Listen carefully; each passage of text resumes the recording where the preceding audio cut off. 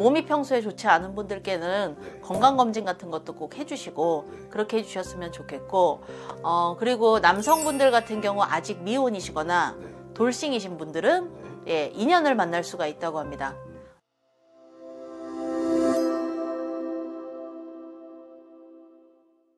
안녕하십니까, 모란신녀입니다. 새해 복 많이 받으세요. 신년이잖아요. 그래서 신년이죠. 신년 운세를 벌써 해드렸어야 되는데. 그렇죠. 신년 운세를 기다리시는 분들이 많은데 첫 번째로 네. 자, 쥐띠 분들을 볼 거예요.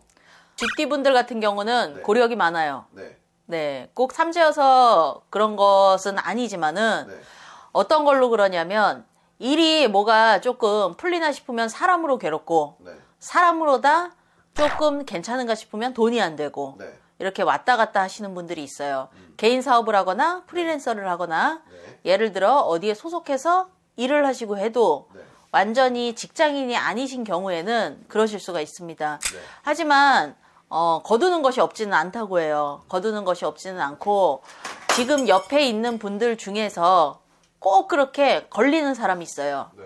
쥐띠인데 옆에 쥐새끼 한 마리가 있거든요. 네. 그 쥐새끼를 치워버려야 되는데 치우기가 쉽지가 않은 거예요. 네.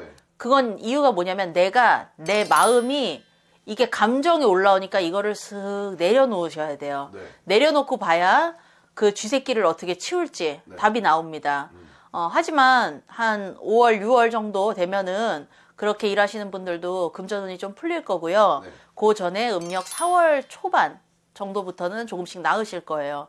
그리고 이제 험한 일들은 뭐냐면 한 30, 40대 정도 되신 쥐띠 분들 같은 경우는 부모 쪽으로 부모님들의 건강을 좀 잘 유의해 주셔야 돼요. 예, 부모님들 중에서 원래 내 타고난 명이 예를 들어 아흔이라고 하더라도 고비가 있다 하시거든요. 고비 있는 분들이 있으시니까 몸이 평소에 좋지 않은 분들께는 네. 건강검진 같은 것도 꼭 해주시고 네. 그렇게 해주셨으면 좋겠고 그리고 남성분들 같은 경우 아직 미혼이시거나 네. 돌싱이신 분들은 네. 예, 인연을 만날 수가 있다고 합니다. 예, 인연을 만나는데 한 명이 아니라 예를 들어 2명이나 3명 이렇게 만나보시면서 이번에도 사람 잘못 만나면 이건 이제 갔다 오신 분들 얘기예요. 이번에도 사람 잘못 만나면 그 다음엔 답이 없대요. 그러니까 궁합을 꼭 보세요. 궁합을 사주로 보는 거랑 신점으로 보는 거랑 차이가 뭐냐면 사주로 맞췄을 때는 사주가 똑같으면 궁합이 같겠죠. 하지만 신점은 조상에서 화해가 들어서 이 둘을 같이 잘 살 수 있게 할 수 있는지 그런 것들을 보기 때문에 특히 다녀오셔서 재혼하시는 분들 같은 경우는 신점으로 어디서든 궁합을 꼭 보시기 바랍니다. 네네. 그럼 쥐띠는 전반적으로 운기 자체가 네. 좀 조심해야. 조금 조심은 해야죠. 그러니까 사람 조심을 해야 되고 네. 올 한 해 조금 내가 고생을 한다 생각하면 돼요. 올 한 해가 이제 묵는 삼재예요. 근데 그 중에서도 띠 중에 쥐띠 같은 경우는 묵는 삼재가 조금 어렵습니다.